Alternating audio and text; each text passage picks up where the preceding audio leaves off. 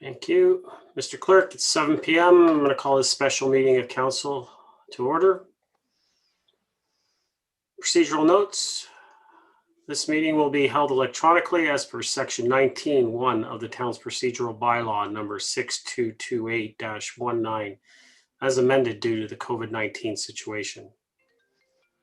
Council, can I get a motion to approve the agenda? Moved by Councillor Gartner. Second, Councillor Gallo. Mr. Clerk, actually, any comments or questions? Seeing no hands up. Mr. Clerk, call the vote. Thank you, Mr. Mayor. Recorded vote for the approval of the agenda on this evening's agenda. Councillor Humphreys, how do you vote? Yes.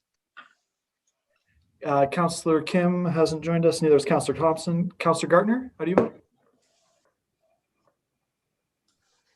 Councillor Gartner, you're on mute. Sorry, Mr. Mayor, yes. Thank Councillor you. Gallo? Yes. Councillor Gilliland? Yes. And Mayor Maracus. Yes. Motion carries. Thank you, Mr. Clerk. Any declarations of pecuniary interest? Seeing none. We have no delegations, correct, Mr. Clerk? That is correct, Mr. Mayor. Thank you. Items requiring discussion, 5.1, COVID-19 pandemic update. We have presentation from our CAO, Mr. Nadarozny, and members from the executive leadership team. So, Mr. Nadarozny, I'll pass it over to you, and away you go. Thank you very much, Mr. Mayor. And I'm here today on behalf of the ELT. There's a few of us participating in the presentation, but the entire team is here if there should be questions beyond the scope of the presentation this evening. This meeting was called by you, Mr. Mayor, when the second declaration of emergency was made by the province. And some of it will be a review. Some of the information presented is really a review of information you've already seen in the past, but it's also an opportunity to update those particular things that changed as a result of the second declaration and the lockdown that has been announced by the province. So with that, I'll ask the clerk to share the presentation.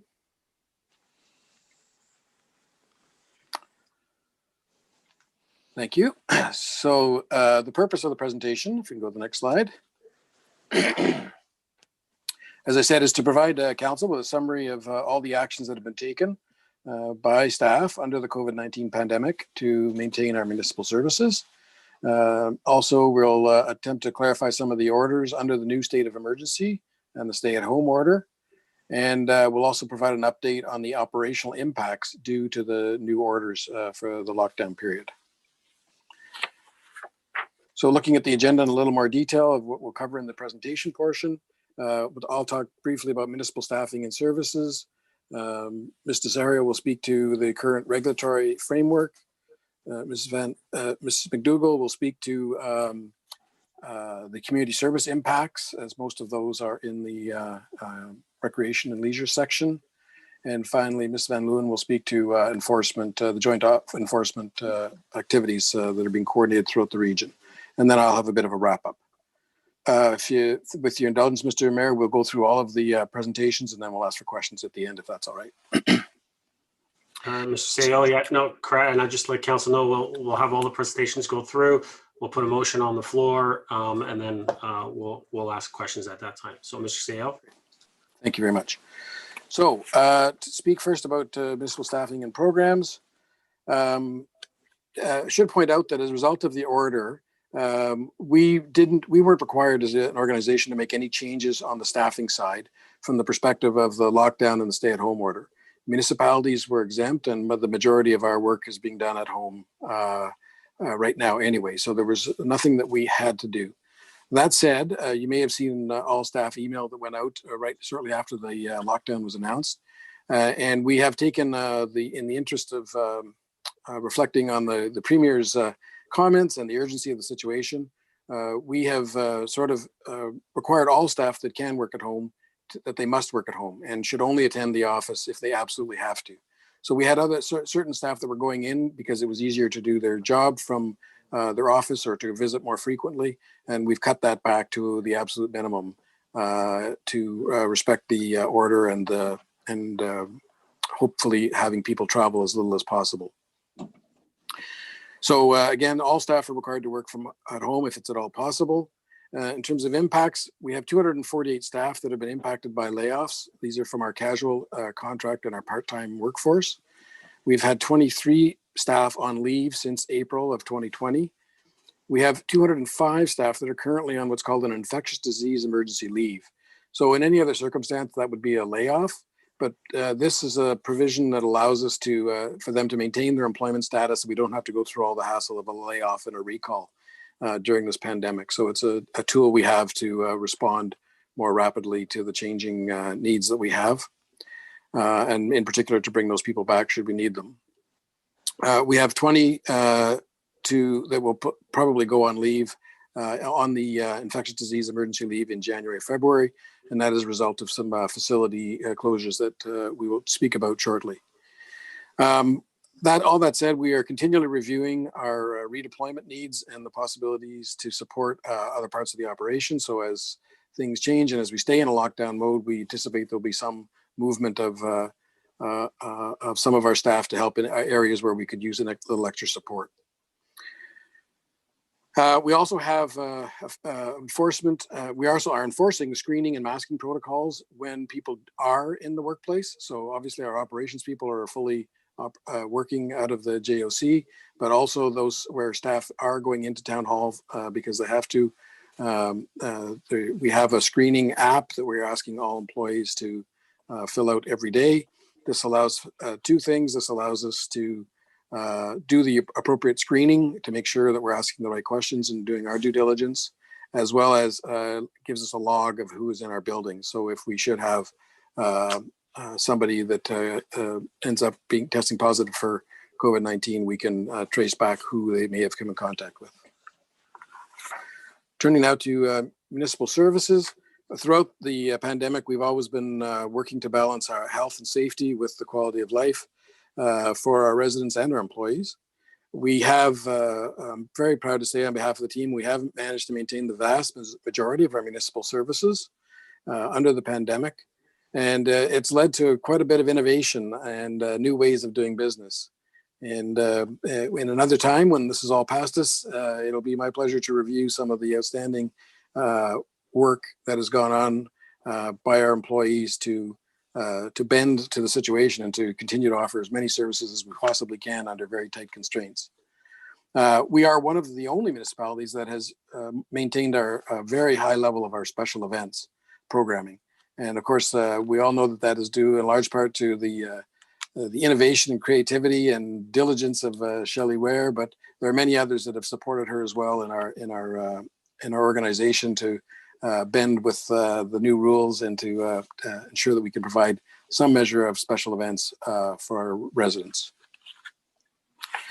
I'll now turn it over to Mr. Serio to speak about the regulatory framework. Thank you. Good evening, Mr. Mayor and members of council. So the provincial government initially declared Ontario to be in a state of emergency on March 17, 2020, under the Emergency Management and Civil Protection Act. On the same day, the town of Aurora also declared a state of emergency. Upon this declaration, several orders and amendments to legislation were made to ensure the safety of the public. Next slide, please.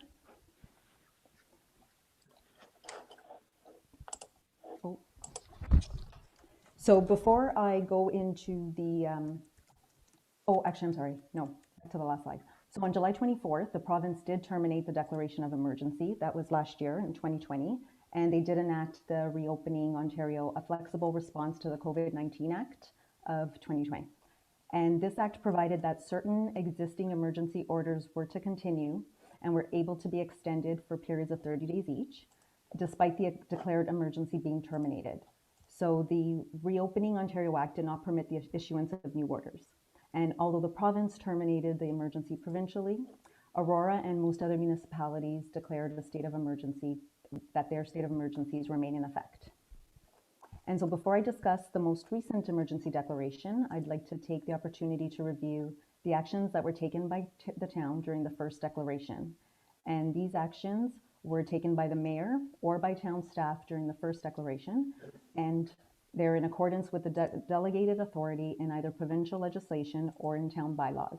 And the summary that's on this slide was included in a report that council received for information back in May 2020. So really quickly, the town closed its facilities. We then closed the town hall and the JOC to the public. Advisory committees were canceled. The mayor did declare an emergency. General committee meetings and council meetings were canceled. The parking restrictions were suspended and due dates for taxes were deferred. Essential services for town staff were continuing, and as Mr. Nadarozny mentioned, all others who were able to work remotely continued to do so remotely. And lastly, playgrounds and parks were closed. Next slide, please. Thank you. And in addition, the province also made orders and some amendments that impacted town operations. And I'd like to highlight a few that have continued to come up over the past year. So the province made amendments to the Municipal Act. First, it permitted electronic participation in various meetings, including council meetings, during an emergency declaration, provided that the procedural bylaw allowed for it. And you will recall that council amended the procedural bylaw early on in the pandemic to allow for this. But in July 2020, the province further amended the Municipal Act to allow council, local board, and committees to participate electronically at any time, and not only during a state of an emergency, again, provided that the procedural bylaw allowed for it. And council did amend the procedural bylaw to allow for this. The province also amended the Municipal Act to prohibit the town from regulating noise that was made in connection with the delivery of goods and noise from construction projects. In regard to the construction projects, construction is permitted between the hours of 6 a.m. and 10 p.m. And this amendment is set to expire on October 7, 2021, unless, of course, it's further extended by the province. In regard to the noise made as a result of the delivery of goods, this amendment was also supposed to be temporary and was set to expire later this year on October 7th, but the province ended up passing further legislation in November that has made this amendment to the Municipal Act a permanent one. Therefore, moving forward, the town is no longer able to regulate noise made in connection with the delivery of goods. And then lastly, shortly after the provincial declaration, the province suspended limitation periods and other time periods, such as those periods under the Planning Act and the Ontario Building Code Act. Once the emergency was terminated by the province back in July, this order was revoked, and it is not anticipated that this order will be reissued under the second declaration. Next slide, please. So now I'd like to provide information on where we are today. So last week, on January 12th, so not 14th like the slide says, but on January 12th, the provincial government declared another state of emergency for the province. By declaring this provincial emergency, the provincial government is now able to make new orders, such as the stay-at-home order. It also amended the Stage 1 order, although this could have been amended even without the declaration of emergency. Next slide, please. So the stay-at-home order became in effect on Thursday, January 14th, last week, and an individual is to remain in their place of residence at all times, except for certain purposes that are listed in the order, and they are listed in the slide before you. Some of these purposes align with the places that are permitted to open in the Stage 1 order. So, of course, an individual is able to travel to that place since that place is permitted to be open under Stage 1. So you'll see that permitted purposes include 1, work, volunteer, school, and childcare. And as the CAO mentioned, in general, whether an employee is considered an essential employee or not, if they can work from home, they really should be working from home. Despite this, the employer may determine that the nature of the individual's work requires the employee to attend at the workplace, even if the person is able to work remotely. And there is an exemption for employees that work in government. Number 2, a person may leave their home to obtain goods and services, such as foods, beverages, personal care items, healthcare services, and medications. They're able to attend appointments with businesses that are allowed to remain open under the stage 1 order. So example, town hall appointments, financial institution appointments, or to attend other government and social services. And they're also permitted to pick up goods and services through curbside pickup. Number 3, assisting others. So you're able to deliver goods or provide care or other support to an individual who requires assistance. And a person is also allowed to accompany a member of the same household to various appointments or to other businesses. Number 4, health, safety, and legal purposes. And this includes exercising or using an outdoor recreational amenity that may be open under the stage 1 order. Number 5, you're permitted to travel between multiple residences or if you're moving residences. Number 6, you're able to travel to an airport, bus, or train station to travel to a destination that is outside of the province. Number 7, gatherings, but the gatherings have to be permitted in the stage 1 order. And then lastly, number 8, animals. Of course, you're able to leave your place of residence in order to go to the vet, to do animal protection, or to walk or exercise your animal. Next slide, please. So the stage 1 order has been in effect since the end of March. It has been amended several times over the past year, including further amendments that were made last week upon the announcement of the second declared emergency. So in general, if a business is not listed in the order as a business that may open, then that business must be closed. Now, of course, this only applies to the place of the business, and the employees may work at their own homes and remotely to operate that business. All businesses that are open must ensure that public health requirements are being complied with. So the patrons should be screened, they should be wearing masks, and they should be maintaining the appropriate physical distance unless they're of the same household. There are also cleaning requirements that must be followed by the businesses, and there is now a requirement for safety plans. In general, the capacity limit for a business that may open is 50% capacity, unless the order specifies that the limit is to not exceed 25%. So I'm going to run through a few businesses that may open. Some businesses, as we all know, the following businesses may open: supermarkets, grocery stores, convenience stores, and other stores that primarily sell food, as long as the public health measures are followed and the capacity can be 50%. Those discount and big box retailers that sell groceries, such as your Costco's and Walmart's, and stores that sell liquor, beer, wine, and spirits, like the LCBO, they may open, but the order requires that these businesses limit the number of people to 25% of its capacity. Shopping malls and other retail stores that do not sell food, including any authorized cannabis stores, they may be open, but only for curbside pickup or delivery. And curbside pickup and delivery may now only be done between the hours of 7 a.m. and 8 p.m. And the orders for the goods must be placed before the person arrives at the business. Restaurants are closed to indoor dining, but they may provide takeout, drive-through, or delivery service. The Stage 1 order also lists several businesses that provide services and that may open. So generally those that promote healthcare and social services or are to support children, seniors, or vulnerable persons, or are necessary for the health and welfare of animals are able to open.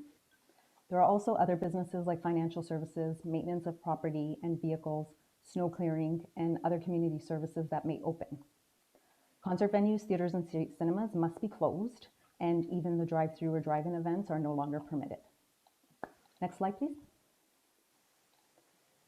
So community centers are able to open only to provide space for childcare before and after programs, mental health support services or addiction support services, or to provide other social services such as warming centers. Town construction projects may proceed. Any construction that is to provide new capacity in municipal infrastructure or that is funded in whole or in part by the town may continue. So this includes any roads or bridges that are being constructed and the construction of the new fire hall in Library Square. In addition, the following construction activities may continue. So grading and excavation, site preparation for an institutional, commercial, industrial, or residential development, and all residential projects where a building permit has been issued, or the project is a condominium, mixed use, or other residential building, or is a renovation project that was started before January 12th. The order provides a list of outdoor recreational amenities that may open, and this list was not changed as a result of last week's declaration. Therefore, parks, skating rinks, tobogganing hills, among other amenities, are still permitted subject to physical distancing requirements and other restrictions. Public libraries are able to open for curbside pickup and the return of materials, but when a material is returned to the circulation, the material must be disinfected and quarantined before it can be recirculated. Libraries may also open to provide social services similar to those of community services. Next slide, please. Thank you. And lastly, the gatherings. Indoor events or social gatherings are not permitted except with members of your own household or a gathering that includes one other person from outside your household who lives alone. Indoor wedding, funeral, or religious services, rites, or ceremonies are permitted with a maximum of 10 people, and of course, physical distancing rules apply. There does not appear to be a capacity limit if the gathering is one that involves motor vehicles and everyone except the officiant remains in their vehicles. And lastly, outdoor events or social gatherings are permitted, but it's up to 5 people with physical distancing requirements. So I provided some high-level information of what the current regulatory framework looks like. There are other businesses or services that are able to open in the stage 1 order, although I've not mentioned them in the presentation. So this part was, of course, not intended to provide any legal advice, and therefore I really encourage residents and businesses to refer to the orders or to the provincial website to see whether or not a business is able to open at this time, or whether the resident may leave their homes for any of the listed purposes indicated in the stay-at-home order. And on the previous slide, there was also a phone number for a provincial hotline that businesses may contact. And I will now turn it over to Mrs. McDougall, our Director of Community Services.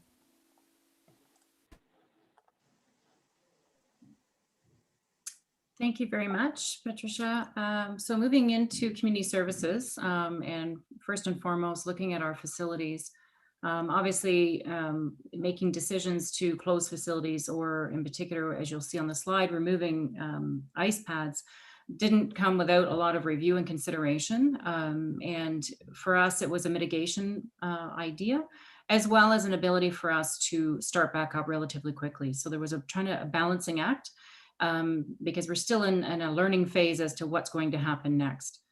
First step, we decided as a mitigation measure would be to remove our ice pads from the AFLC and ACC1.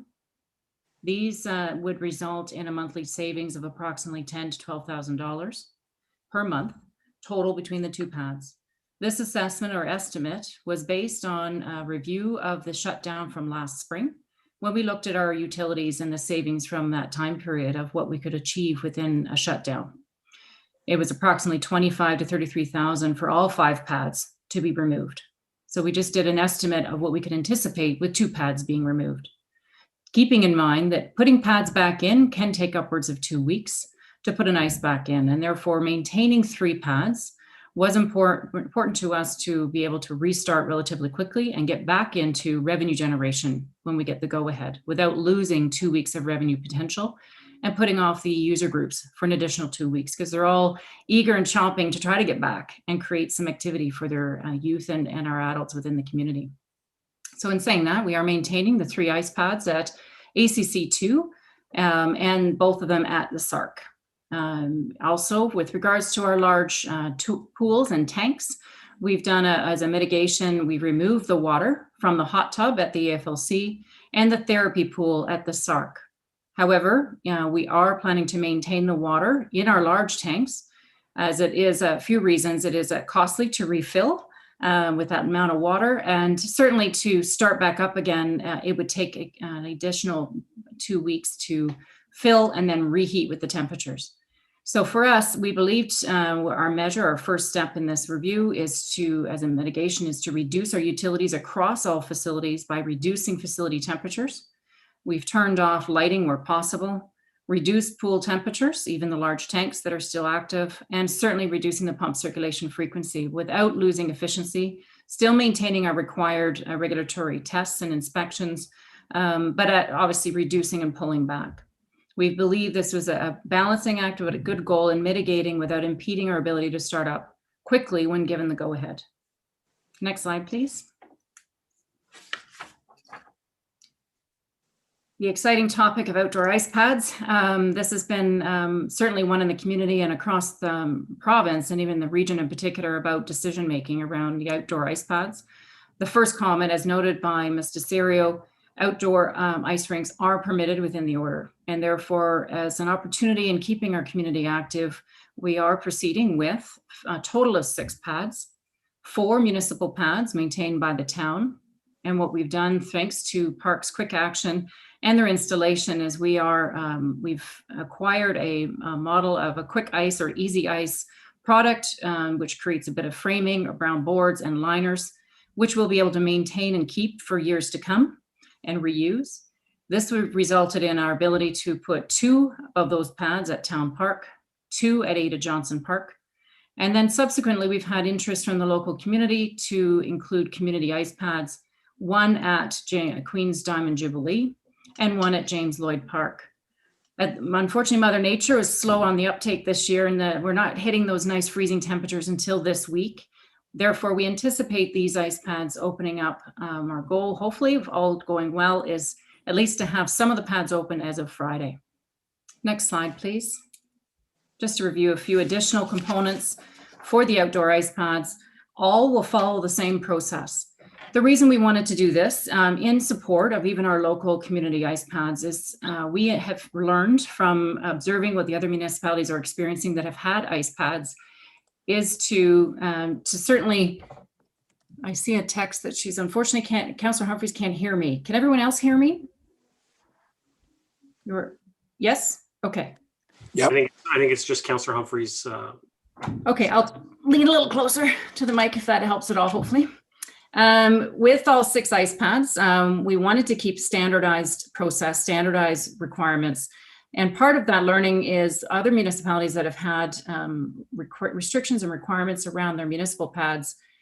People have then influxed to the local communities, little rinks, and it creates a bigger hazard, bigger issue and risk for the public, as well as for bylaw for enforcement. So standardizing the process was a means for us to ensure consistency across our operations and support for the local volunteers that are putting the effort into their rinks. So therefore, the standard process will be a requirement to pre-register. These sites will be for Aurora residents only. We are based on the capacity, and as noted before, there is no set capacity within the order. The requirement is we must maintain 2 meters distant. Therefore, looking at the assessment of the size of the pads, we feel that 25 per pad is acceptable. However, James Lloyd Park, we anticipate it'll be a lower number, but we can't judge that just yet as we anticipate their pads still to be designed and developed. Once it's up and running, we'll have a better sense, but it'll likely be a lower number than 25. We've limited it to 45 minutes, giving us 15 minutes to get people off the pad and cycle in the new group of people at the top of the hour. Masks will be mandatory. We will have security on site at all 4 of our parks to monitor and ensure compliance. And certainly we'll have backup with our own bylaw support if needed. As noted, the outdoor skating rinks is permitted in the order. There are no capacity limits within the order. However, 2 meter physical distancing is required, but there will be no team sports permitted, and therefore no stick and puck activity will be permitted. These are for pleasure skating only. We encourage the public that are interested in this activity coming up that you need to go online if you haven't already and set up your ePlay account. This will make it much easier at the time you want to register. We are opening up 48 hours before the day. So for example, if Friday we are open and active, you could go on as of tomorrow morning and register 48 hours before your time slot. Next slide, please. On our programs and events side of things, our team has been actively trying to balance the understanding of our offerings within the community while cutting back where necessary. And obviously with facility closures, this has made our team adapt very quickly to a virtual learning or a virtual opportunity, or creating packages, things that the community can pick up. So what you're seeing here is just a few of the listings that are on our Rec at Home website. We encourage the public to check it out. There are a number of activities our team has developed either as virtual opportunities or even instruction lessons or the cookbooks that can be picked up and issued to the communities to try new things. And these are activities from preschool age all the way through to seniors. Certainly check it out. There is a lot there for families to engage in and become active and stay active during this time. Next slide, please. And these, again, just an extension, a few activities within the community, just as a highlight of some of the upcoming initiatives, even as so far as the Skylight Gallery, once again, will be issued or offered with our latest update of Inspirations from Outside theme. Some of the programs that we have and initiatives, I would say, and it goes to that innovation side of things that we have learned. For example, Seniors Without Walls has just taken off incredibly through this process. From maybe upwards of 20 participants a week, we now are seeing over 300 participants a week in this program. It is quite a popular program, well utilized in this community. From an events perspective, as heard earlier, our team has done a phenomenal job of reinventing our events throughout this pandemic and enabling our community to still get out in a safe way and take part in some special events in the community. The next one on their docket is the Family Arctic Adventure on Family Day. They are currently, although it's outside of this window of February 11th stay-at-home order, they are looking at staffing or virtual opportunities and what that might now look like, knowing that it's just the following week. So we're trying to be creative and be proactive in getting ready. Next slide, please. The last item I wanted to share, and just as noted, it was mentioned briefly earlier, but just to confirm the details, we are going to offer an emergency warming center when called upon. And this will be activated when York Region announces and activates an extreme weather advisory. And from that, we will host and offer a warming center at the SARC. And on those days that it is activated, it would operate from 10 a.m. to 9 p.m. At this time, I'll pass this over to Ms. Van Leeuwen for her updates on round enforcement. Thank you, Robin, and good evening, Mayor and Council. I just want to give you a high-level overview of the bylaw enforcement operating parameters. Our enforcement efforts will be focused on non-compliant businesses and outdoor social gatherings above the limit of 5 people. Under the declaration of the provincial emergency, municipal law enforcement officers have been granted additional powers and have the authority to require individuals to identify themselves if the officer has reasonable grounds to believe that an offense has been committed. They also have the authority to temporarily close premises where an event or gathering exceeds the limits under the Reopening Ontario Act. And they have the authority to disperse crowds or groups where non-compliance is observed. If voluntary compliance is not achieved for any of these issues identified above, Bylaw Services will require police assistance, as we don't have the ability to detain individuals or use any force at all.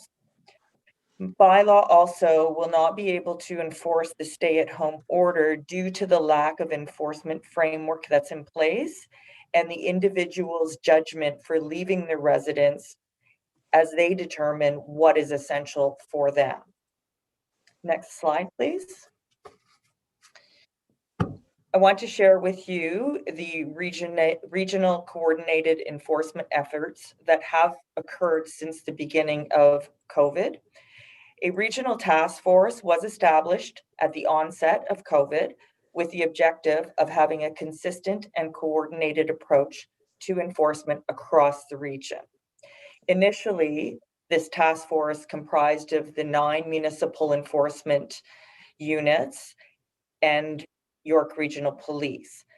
During the second wave, additional governmental agencies joined the group, and that includes Public Health, the Ministry of Labour, Alcohol and Gaming Commission of Ontario, even the Ministry of Education has been occasionally involved, and the Regional Solicitor's Office has also been involved in those meetings.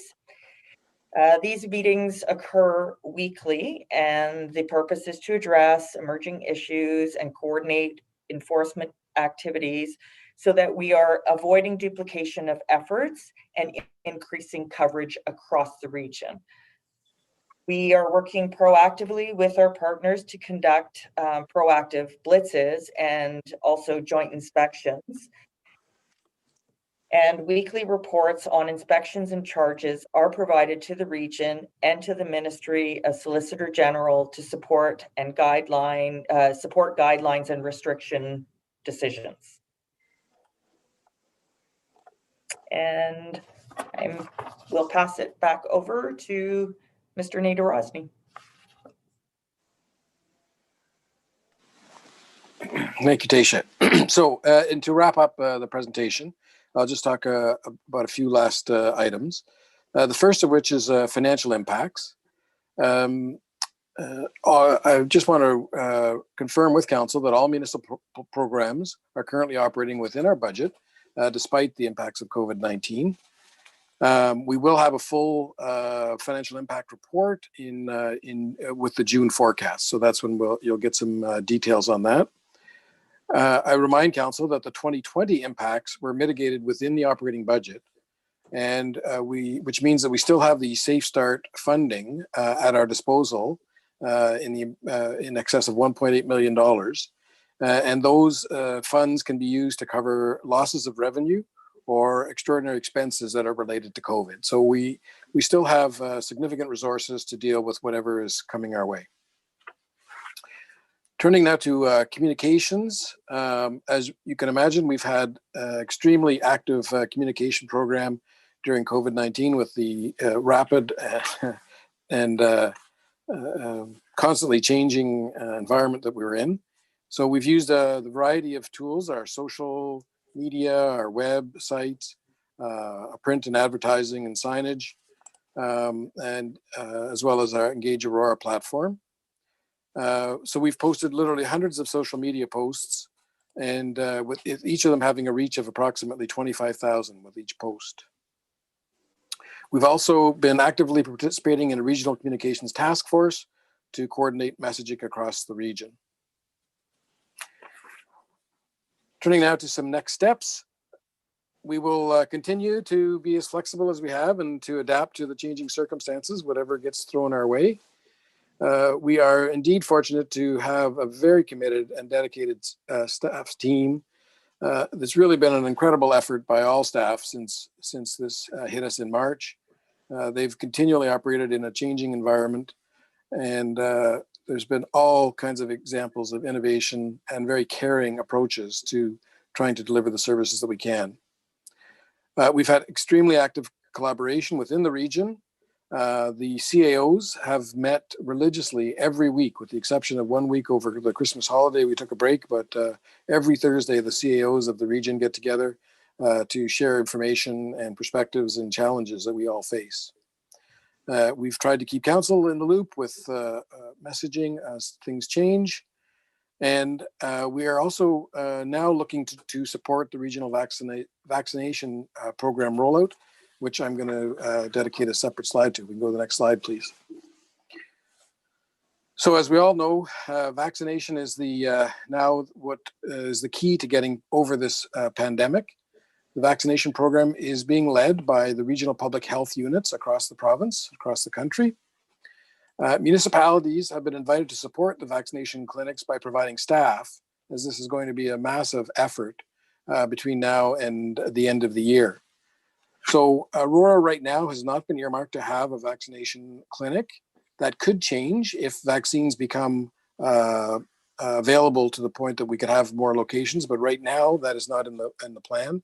Although we have been asked to consider whether we have staff that could be used to assist in these clinics. So the closest one to Aurora will be in Newmarket, but there are others in Vaughan and Markham and Georgina. So it's anticipated that these clinics will run between February and December, and the region is asking for a 3-month commitment due to the training that is involved for the positions in these clinics. So they're asking that if we can provide any employees that they would like to be able to count on them for 3 months, whether it's in a part-time or full-time deployment. So while we don't have our own clinic and while the pressure is not great, we want to do our part as a community in York Region. And so we have put out a communication to Town of Aurora employees and asked if any of them have an interest in working in these regional vaccination centers. We have also included in the information a brief description of the various roles that exist. Some of them obviously are more clinical and so require different levels of expertise and skills, but there are many roles that could be fulfilled by our employee base to assist in the overall vaccination effort. So we haven't made any commitments as of yet. We do have interest from a number of our employees who have said that they would be willing to work in the clinics. We've made it clear that our municipal operations will take priority over any possible deployment, but to the extent we can free up employees to provide assistance to the region, we will certainly do so. It should be pointed out that the region will reimburse the costs of those employees. So this would not cost us anything other than whatever we have to do to accommodate the individual employee in terms of bringing other people in to fulfill their roles potentially. So again, no decisions have been made on that yet. We're just in the stage of assessing the employee interest and then seeing if we can accommodate those interests and maintain our services. Finally, just a peek at an infographic that we have produced that will be now put out through all of our various platforms. This tries to capture in a sort of graphical, although there's still a lot of words because there's a lot of information we have to relay, but just to give the public a précis version of the lockdown rules in Ontario. With that, Mr. Mayor, I thank all of council for their attention and we welcome any questions that council may have. Thank you very much. Thank you, Mr. CEO. Council, first, if I could get a motion, someone to move, and second, that the report number CAO 021-001 be received for information. Moved by Councillor Thompson, second by Councillor Gardner. Comments or questions to the presentation or to the report? Councillor Gardner? Thank you, Mr. Mayor. It's a very good presentation. I appreciate it, and hopefully people will watch it or will be able to watch it later. With respect to the warming center, when we had the ice storm, the senior center was open, and I believe it was open 24 hours because at some point there were cots set up there for people to sleep. So I know it's a different situation because of COVID, but if we're going to have a warming center and the people have to leave, I think it's at 9 o'clock at night. You know, if they really need warming, I don't think there'll be any place for them to go. So has there any thought been given to that? Ms. McDougall?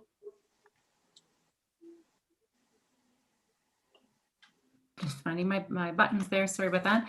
Through you, Mr. Mayor, certainly I know the region is looking into the safe stay type of model after hours. That's something that I can follow up on, and if there's information to share, we can ensure that it goes out.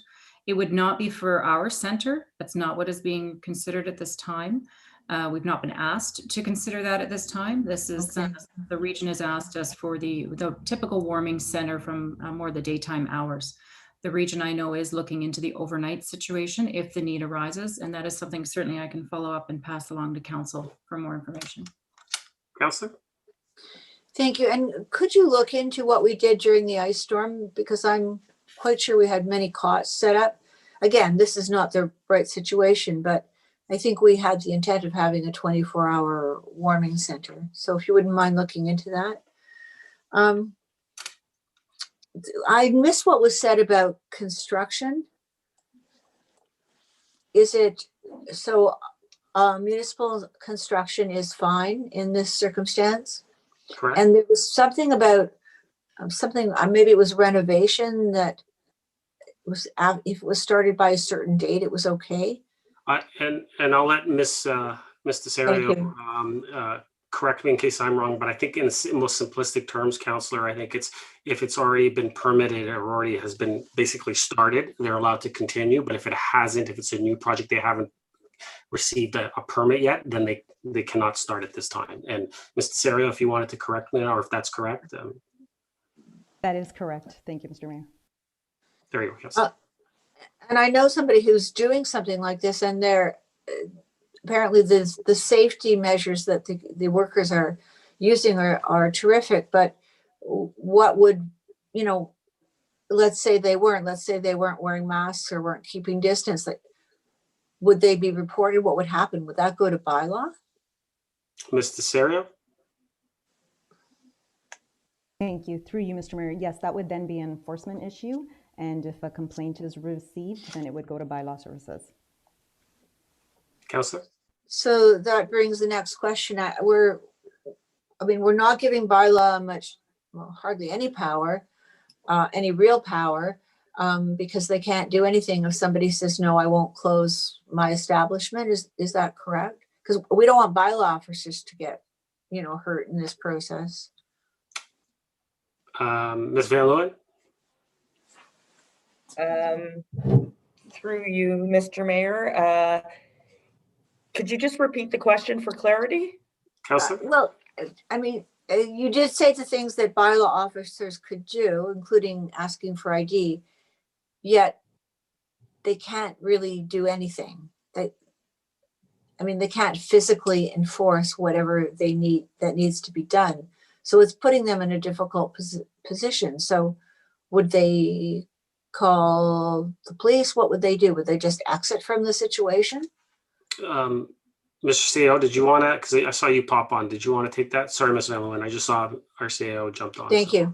Sure, Mr. Mayor. Just so you're right, the tools that our enforcement staff have are limited. They are authorized to issue violations, though, tickets for offenses for not following the orders. But I would also point out that from what I've heard from our manager of Bylaw Enforcement and from Ms. Van Leeuwen, there's very much a regional coordinated effort here. So if there's activities that are a problem, you saw, for example, in the slide that the Ministry of Labor has been involved. They've been doing their own proactive blitzes as well. So we have a lot of resources we can turn to assist with problem areas. We've generally tried to lead with education when we can. So that would be the first port of call. After that, we would simply just apply a fine and charge the business. And if it was more egregious, we would keep ramping it up. And if we had to involve police, we can. But there's also other places like the health authority, as well as the Ministry of Labor, that have done joint enforcement with us and would, I'm sure, would participate if we had problem sites. Councillor? Thank you. With respect to the provincial hotline phone number, could we put it in the notice board or on our website? Councillor, and I'll go to Eliza or Mr. CEO. Sorry. Yes, sir. Yes, certainly we will. Councillor? Thank you very much. Could you speak to the infectious disease emergency leave? What does this mean financially for the staff? Mr. CEO? Through you, Mr. Mayor, I may have to get more detailed answer back to council on this, but my understanding of it is that, it's very similar to a layoff. So unfortunately, the employees are not getting paid. But what it does allow us to do is to quickly issue the leaves and to also bring those people back. So instead of having to issue the full layoff notices and so on, they can sort of go in a state of limbo where their employment status with us is maintained. So they're not losing seniority, they're not losing those kinds of things. Now, most of all of our people that we've had to use that tool have been part-time employees, so we haven't had to use it yet for any full-time. There could be situations where employees choose not to go on that type of leave and want to take a more formal leave so they can avail themselves to other supports. So that is also an option if employees want to do it. But in the interest of just being sort of able to respond quickly, this declared emergency leave was put in place to facilitate sort of quick decision making, both from the point of view of what would otherwise be called a layoff, a temporary layoff, and to bring those employees back as things ramp back up. So as a follow-up, if an employee says, well, no, they actually need the financial support, they could go on those financial supports, but we would not penalize them by them losing their seniority, etc. Because you did mention that. Mr. CEO? So, Mr. Mayor, yes, I'm not familiar with all of the tools that are available to them as individual employees in terms of other financial supports, but this wouldn't limit their ability to apply for those as long as they meet the criteria as set out by the government. And as far as we're concerned, they're maintaining their employee status with us. So we're not altering that at all. Great, thank you. Thank you, Mr. Mayor. Thank you, Councillor. Councillor Gilliland.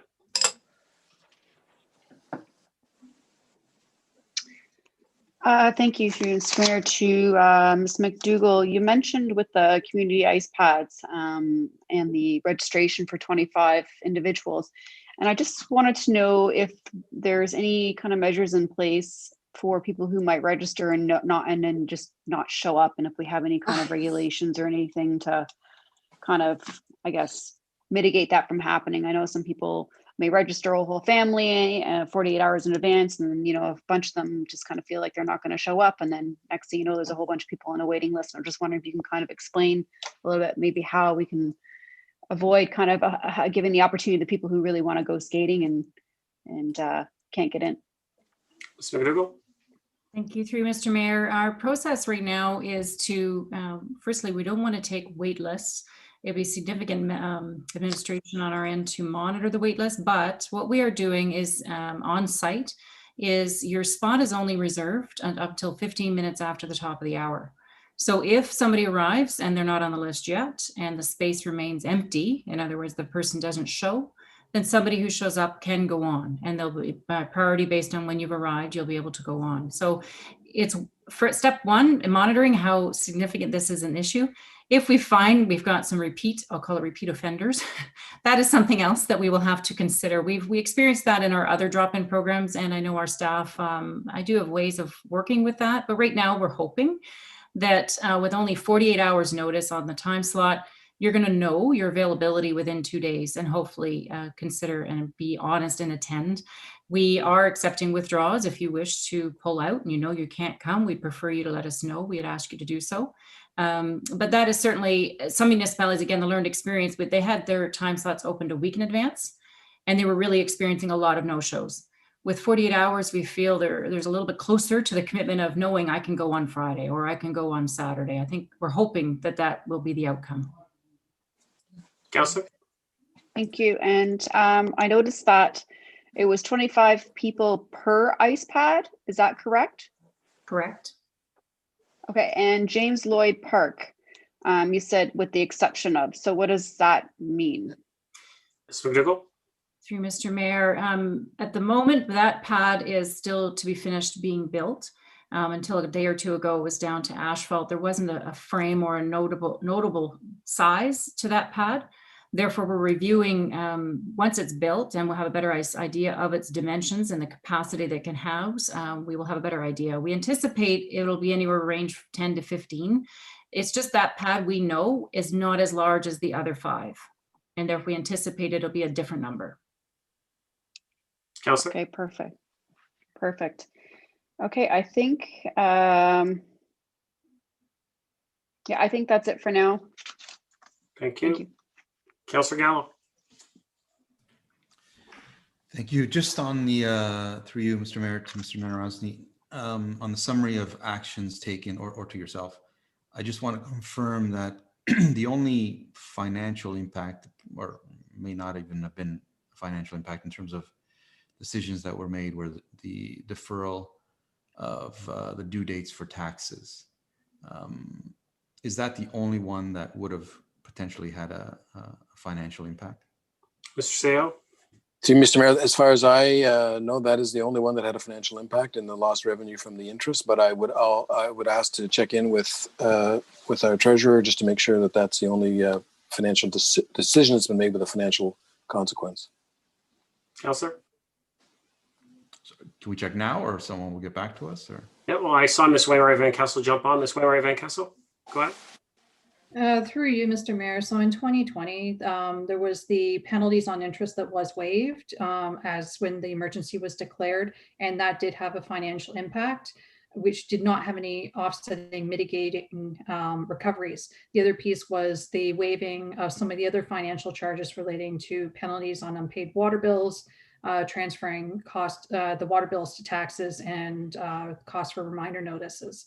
A lot of the other items that were particularly in recreation, a number of the reduced revenues had other cost-saving measures that offset them. And then as we move forward with issuing the water rates for last year, we ended up reducing the water rates as we move forward because the region waived their 9% increase. And we went ahead with the break-even level rates. So that covered our costs and also factored in the loss of some of the penalties that we would normally charge on unpaid water bills as well. Councillor? Thank you. I think, I mean, I was really focusing in on things that On the list of 9, yes, Councillor. Yeah, so that didn't come to council. Obviously, the ones that did, I'm aware of, but it looks like it's only that one. In terms of outdoor rinks, just in terms of consistency, is staff thinking about, as we know, there are other rinks on town property, basically stormwater management ponds. Just in the interest of consistency, I'm not suggesting we treat those the same as we're doing everything else, but they are on our property. Is there any thought towards at least advising those that are using those on some of the rules or just some thought around that?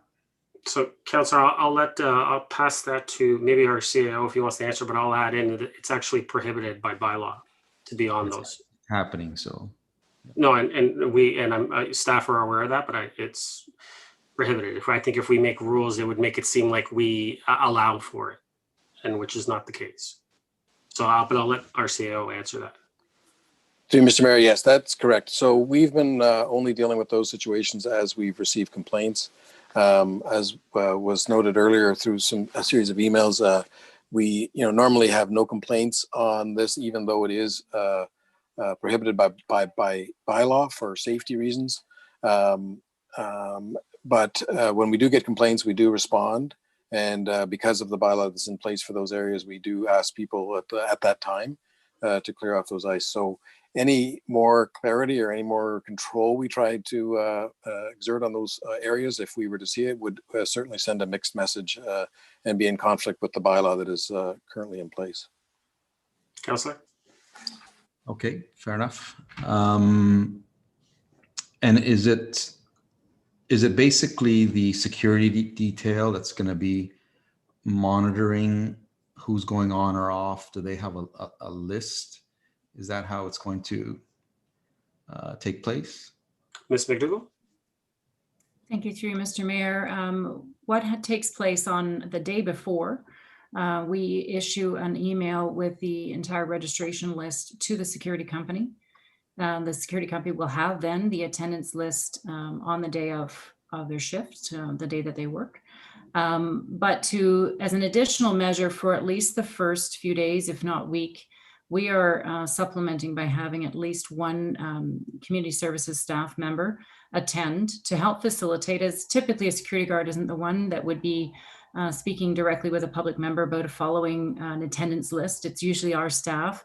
However, supplementing that, just to facilitate and ensure the security company is aware and familiar with the process, we are going to assign a staff member during each hour that is taking place over the next few days to help facilitate and communicate the process. What takes place? What does the list mean? What does it mean if somebody shows up? What direction does the security staff give to that individual? So the security staff certainly is there for compliance, but they are also there to administer. But initially, we're going to supplement that with some additional staff. Councillor? Okay, thank you. Just a quick note on the Queen's Diamond Jubilee. I've been kind of managing that project and just wanted to thank staff, park staff, and neighbors on the street for contributing their time to get that up and running. The local community is very anxious to see that happen and get outside and try to get some exercise. So thanks to everyone. Thanks for doing that, Councillor. Councillor Kim, next. Thank you, Mr. Mayor. Through you to Ms. McDougall, just so we know how to respond to residents, as these questions will come up. what was the rationale behind making both pads just for regular skating as opposed to allowing sticks on one pad? Ms. McDougall? The order speaks to no sports, no team sports can be played and or practiced. So that was predominantly the direction we went with. Additionally, it's a safety concern when you have the number of bodies and people out on site. So we did start with that measure to restrict it totally from sticks and pucks. Councillor? Thank you. And regarding registration for ePlay, earlier I was on the site to register, and it doesn't register you right away. So I'm assuming it takes a day or two for, I'm not sure, administration to happen before you can be active right away. Ms. McDougall? Through Mr. Mayor, I'm not familiar with that. To me, it should be relatively quickly. Maybe it is our staff on the intake side has to push it through, but Okay. to be on the safe side, certainly the quicker people get on and fill out and get their account completed and ready to go, the better they'll be. Because then once it's done for all recreation programs. This is how the platform is that we use for all of our programs. Yeah. Councillor? Yeah, my wife normally does that. I know she's registered, and I just registered earlier, and I noticed that I'm still not on. So I was just to kind of respond to those who might be registering as well to get onto the ice pad. Just wanted to make sure in terms of the timeline, because I'm still not active yet. The other question is, now during the registration process, it says resident or non-resident. Are non-residents able to go onto our ice pads? Ms. McDougall? It is for residents for only at this point for registration. Okay. And let's see. No, I think that's it for now. Thank you very much. Thank you, Councillor. Councillor Humphreys, first time.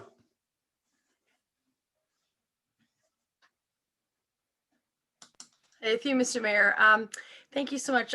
Many of my questions were answered. I just one question. I know that things are, obviously quite different, and I do want to commend staff for their flexibility in changing minute by minute. And still, there was mention that we were still able to deliver most of our services. I'm very proud of that as well. Are we doing anything in terms of KPIs at all? Probably difficult. It's very difficult to measure how we're doing when we're doing things completely different. Is there anything to that effect at all that we could sort of look back and say, well, we haven't been able to do these types of programs, but we were able to deliver them in this way, and how many participated? Anything like that? It doesn't. Mr. Through you, Mr. Mayor, I wouldn't call them KPIs in the true sense in terms of being able to measure, because of course we don't have a benchmark for this kind of activity. I will say though that I really think there would be value when this is all over or winding down, hopefully in the not too distant future, to reflect back and to provide a report to council and the community on some of the innovation and some of the things that have occurred to respond, because I think the council and the community will be quite impressed by the actions of our team to respond to the constant change and to try to keep people moving. So I think it is a worthwhile exercise, but I wouldn't want to call it a KPI again, because I don't know. We haven't set out to measure these things. We've really set out to just respond and try to keep people moving. And that's been the baseline, the only baseline. No, great. Thank you. Yeah, thank you, Mr. Mayor. No, that's great. I totally agree with that. And I think it's true. I think we'll, when this is sort of calmed down and back to the way we want life to be again, it'd be great to see what we delivered and how we delivered and all the innovation that occurred. I mean, we see some of it now, but I'm sure there's a whole bunch of things going on that we're not aware of. So really great to share. So there's a couple of other things. I think there was mention that unfortunately we had to let go of all our casual and part-time staff as well. I just wanted to confirm that over 248 staff members we would have to Mr. Seal. go to you, Mr. Mayor, just to confirm. To you, Mr. Mayor, thank you. I'm going to say that most of our part-time, there are occasions where a couple of people have stayed on for various operational reasons on the facility side, for example, to fill out some shifts. We do have a couple of vacancies here and there, so we've had to use some of those part-time people to fill what would otherwise be a full-time position. So it's sort of dynamic. And, for example, with the rinks, Ms. McDougall talked about bringing some staff in. We might want to bring a few part-time staff back in to look after some of those rinks and to assist with the sort of traffic control at our rinks that we're going to have. So, but most of the part-time staff have been put on the leave, and but I don't want to say 100% of them. No, for sure. No, thank you very much. I'm very happy. I mean, I'm very sad about that, but happy that we're able to, work it through and hopefully bring them back. And as we begin to reopen our doors, we'll have everyone back, I hope. So just a very difficult and tough situation, I'm sure, to have delivered those messages. So I completely understand how it could have been tough that day for staff to manage that. I also just, I don't know if it's appropriate or not, but I do want to, I know it's very difficult for bylaw to do the enforcement. It's not easy.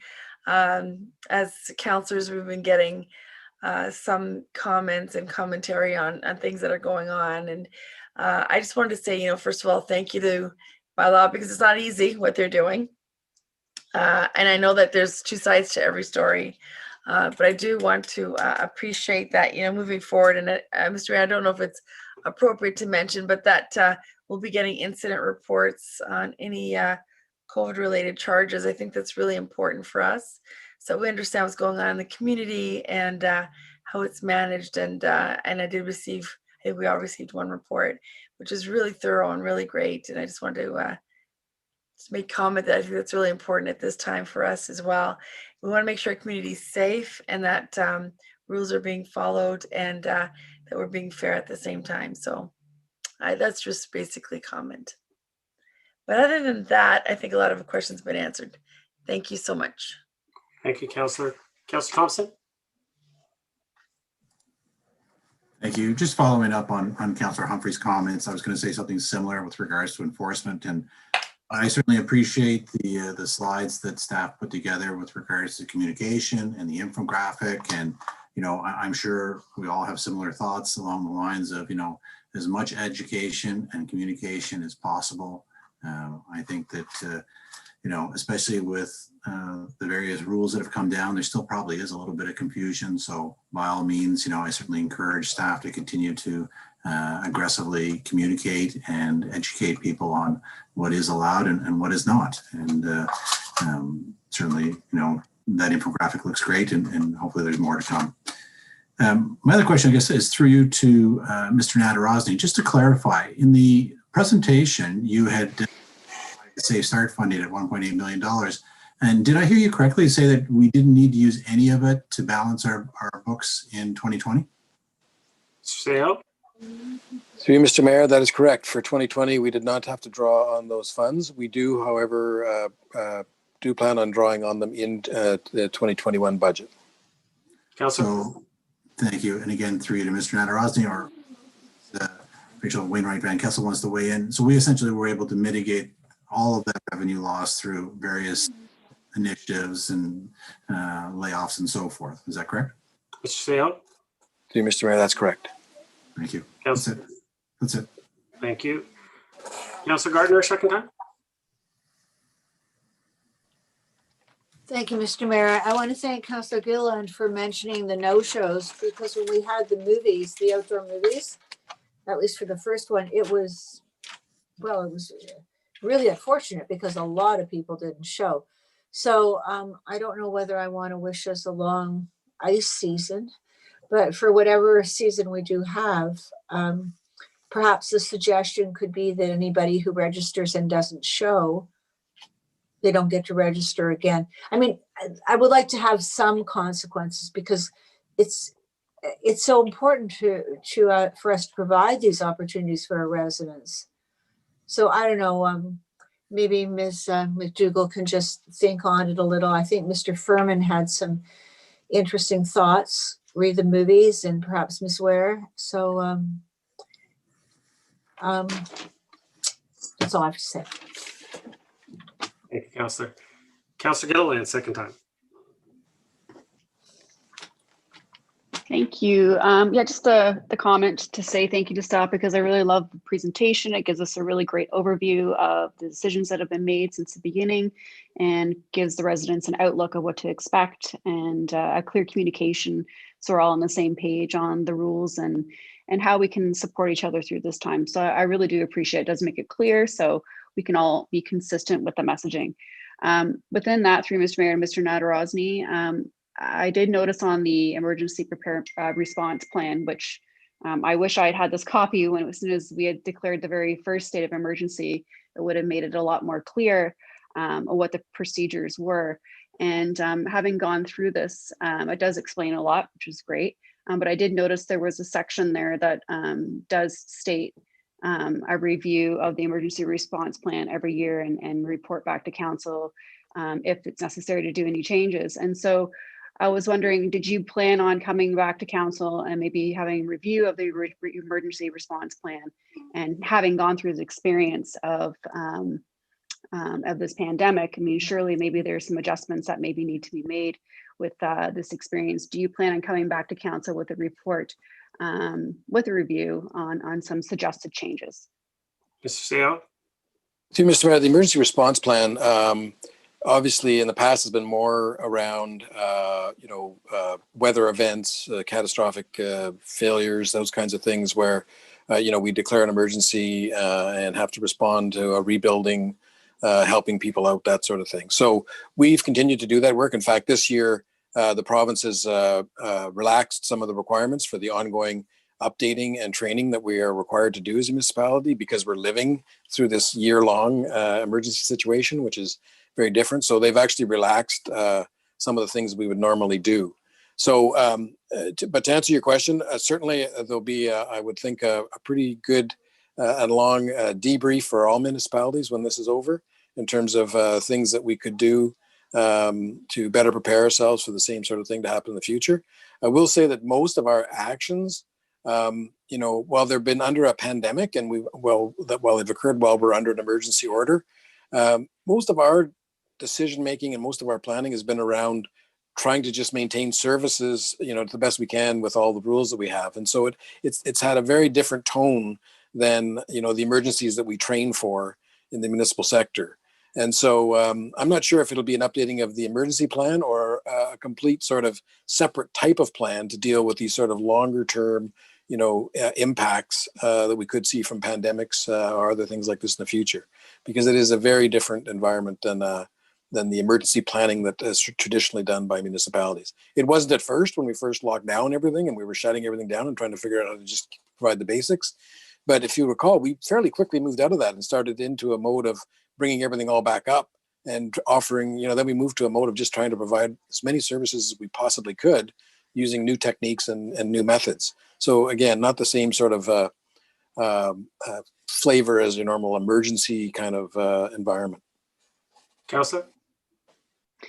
Thank you. And I would agree that it does have a lot of different experience with this pandemic.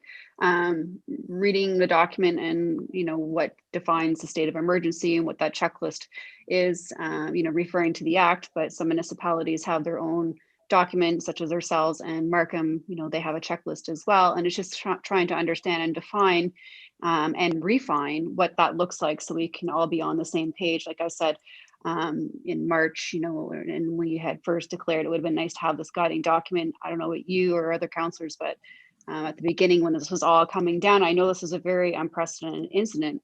A few of us kind of felt disconnected as to the process and the rules and the procedures, and this would have been really helpful to have communicated to all the councillors at that time to know what to expect. So obviously with this being specifically different, on a health and safety perspective as a unprecedented time, surely there's time for a review. So that's all I'm suggesting, based on what it says in here as well, that whereas in the act states that every municipality shall review and if necessary revise its emergency plan every year.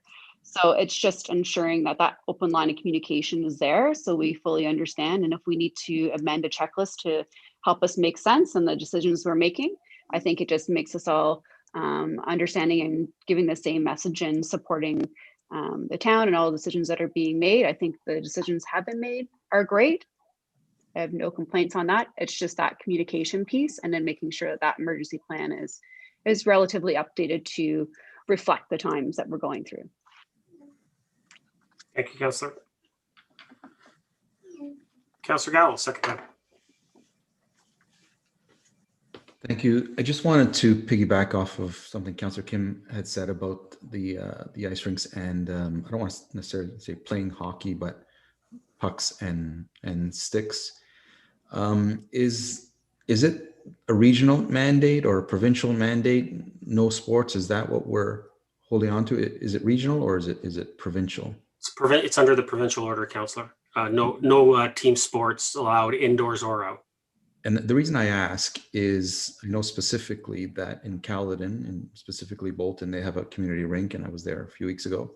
And they have two side by side. One is a leisure and one sticks and a puck. No, organized game. And I'm just wondering whether staff could reach out perhaps to them or other municipalities that may be doing this. I just know that there are a lot of not only kids but adults that a huge void is in their life right now because hockey is a big part of their life. And just to have a stick and a puck in a hand, if it's at all possible, specifically the town park in Ada Johnson, not the other ones, to have one of those ability to have a stick and a puck. If that's possible, I think it's worth exploring. Mr. CEO? Thank you, Mr. Mayor. Yes, we can certainly take a look at that. It's something we did talk about in the early stages of planning. When the details of the order came down and it made reference to no sports, no teams and practices, we just felt that, it gets to be a fine line when two people are on the ice with a stick. Are they practicing? Or so quite honestly, at this stage, we just wanted to get as many people on the ice as possible. But we'll certainly be looking for ways to relax this in a safe way, and with the support of the province and the health authority. So, but I understand the point exactly, and I agree that it's just not the same for hockey players to skate around when and if we can control it, and if we can make sure that everybody that was using it had one stick and one puck, and they only practiced amongst themselves. But as you can imagine, 25 people on the ice, that gets pretty gray and pretty quickly. So treat this as the interim start, and we'll look for ways to expand it over time. Councillor? Thank you. Yeah, and I appreciate that. I'm just trying to really, get people to get out and from a mental health perspective. And there are so many, not just kids, but adults out there that there's a huge void that they if we can do anything to help out, I think we should try. Thank you, Councillor. Any other comments or questions? I just had a few. Mr. CEO, was our emergency management program and emergency response plan part of our orientation binder? Through you, Mr. Mayor, I would imagine it was, but I'm pretty sure it was, but I'm not entirely, I'd want to double check that, but it should have been for sure. Thank you. I just wanted to make sure of that too, because I was pretty sure that it was in there, because I remember even last term it was in there as well. It's something that we all get at the beginning of the term. Speaking of vaccines, Mr. CEO, you mentioned that we're not going to be used, and I know that we've done that work at the region, and we've had those discussions with the mayor and with the chairman and with Dr. Kurji. But maybe we can just let everyone know that when did the town, did we not sign an MOU with the region to allow the use of our facilities? And when did we sign that? To Mr. Mayor, I believe that MOU that you're referring to related to emergency housing and a partnership that the region coordinated with the Red Cross. And there's an agreement where they can use our facilities. That's been in place a few years. I believe the first formal one came into existence since I've been here. So it was within the last 5 years, I'm going to say probably the last 4. That the first agreement was signed, although there were informal things that were done before that. But that was when the region engaged the Red Cross to provide a region-wide solution. Thank you. Thank you, Mr. Seal. And then also, actually, speaking of reviews of our emergency response plan, actually, quite incidentally, we actually, and Mr. Seal, I'm sure you remember, and so does all of ELT. We actually, funny enough, we did ours. Our trial run, in essence, what we do on a regular basis or on a yearly basis. We did the last one we did was October 30th, 2019, where we all got together and we put everything together and we kind of went through it and we all made sure that we all understand what's going on. And funny enough, I think Councillor Kim will remember, and so will Councillor Thompson, because Councillor Kim was first in or second in line after, if I don't respond, to get a call on his phone, and Councillor Thompson was the next one, and they both got calls, and I remember them reaching out to me and saying, why am I getting this call? It was really odd, and so I had to let them know that we were going through that. So it's something that we do on a regular basis, and so I just wanted to let the public know that we have fulfilled those duties, and we've done what we need to do to make sure that we're prepared and ready to go in any circumstance. Yeah, funny enough, it was something that we did just before this hit, so we were all pretty much ready to go. I just wanted to let everyone know about that. And then as far as the parks and the skating, Ms. McDougall, I know originally when we first were putting up the rinks, we put out the messaging that it was going to be 10 maximum. We also talked about the fact that it was going to be based on the honor system instead of there was going to be no pre-registration. And I just wanted to confirm it so the public knows the reason we're making this change is due to the fact that under the new stay-at-home orders, some of the municipalities have decided to actually shut them down. And so there's a concern that some people will travel from outside of our municipality and come in here and take up the spots that would be used on those ranks. And so therefore we've decided to go to a pre-registration. Is that correct? Yes, thank you, Mr. Mayor. Yes, we wanted to impose a bit more guidance and guidelines around the use because we anticipate that might happen. With 25 or at least 5 sites, that's a lot of people to accommodate, but we want to make sure we accommodate our rural residents first. That's great to hear, and I thank you for the work that you've done. That's all my questions for right now. I got Councillor Kim has put up his hand there for a second time. Go ahead, Councillor Kim. Thank you, Mr. Mayor. Through you to perhaps yourself, I'm not sure if you got in touch with public health, but there was an email that was sent to us regarding the Meadows of Bayview, or that seniors home. It's kind of the hybrid home that had independent living as well as those seniors who need medical assistance. And so because of their hybrid categorization of their facilities, they were not high on the prioritization list in terms of the vaccinations. And I'm just wondering whether you or staff were able to get a status or an update on where that complex resided. So Councillor Kim, I sent that email to public health. I've advocated for the Meadows to be added onto the list as far as being a higher priority, but at this time they haven't responded back as far as if they're going to make that a determination at this point. So I'm hoping to hear back. I might be able to get some more information this Thursday when we have our regional council workshop, and we're also going to be having an update from Dr. Kurchi himself. And so I'll make sure that I ask him again and see if he has an update for me on that specific location, because I definitely see the need to put them at a higher priority. And so I'm hoping that they'll make that determination and give them the green light to allow them to start getting vaccinations in that building. Thank you. And can you also verify whether there is a shortage of the vaccines here for York Region, or is it just administrative and supply chain issues?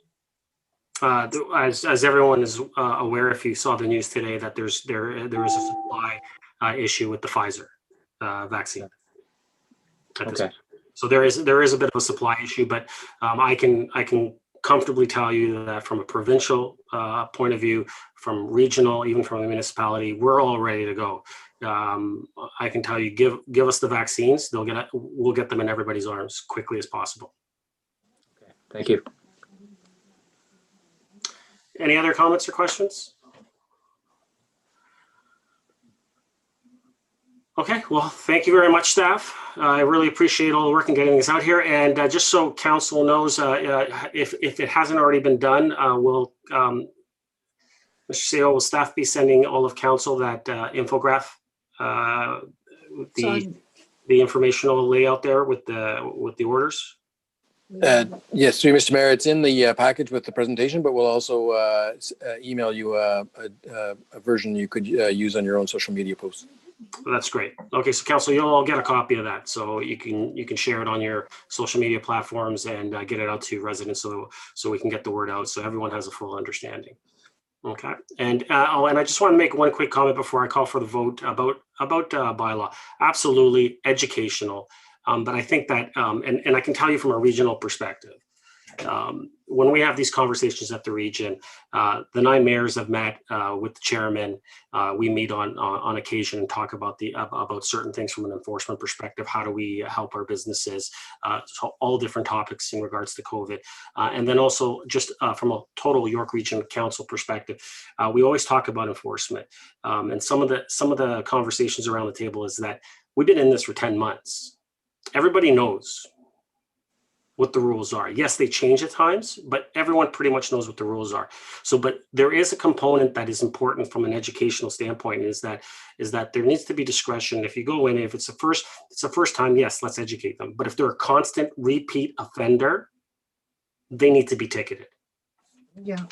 It needs to be known that it is not allowed, that they're in violation, and that they are bringing, it's a public health risk. And we can't stand for that. And so therefore all of us, and it's not just us, it's right across the region, it's right across the province. Absolutely education first, but if you're a repeat offender, you're getting hit with a ticket.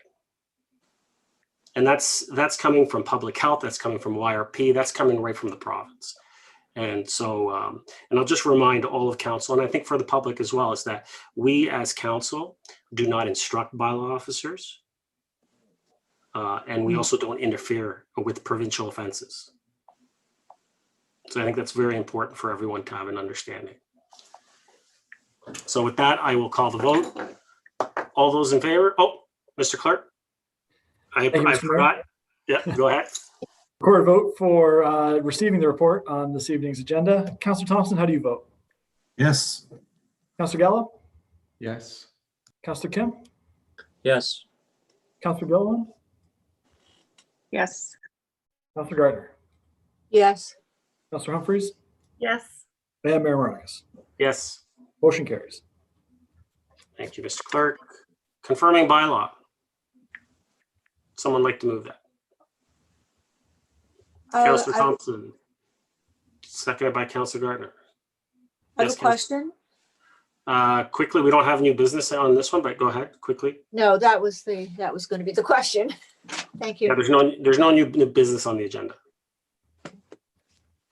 Thank you. Thank you. So I got Councillor Thompson. Did you want to still second that, Councillor Gardner, the confirming bylaw? Sure. You're fine with that? Okay, thank you. Mr. Clerk? Recorded vote for the confirming bylaw. Councillor Gardner, how do you vote? Yes. Councillor Kim? Yes. Councillor Humphreys? Yes. Mayor Marcus? Yes. Councillor Gilliland? Yes. Councillor Thompson? Yes. And Councillor Gallo. Yes. Motion carries. Thank you, Mr. Clerk. Motion to adjourn. Councillor Thompson, Councillor Gallo, all those in favor? Opposed? That carries. We are adjourned. Thank you, everyone. Stay safe. Enjoy your week.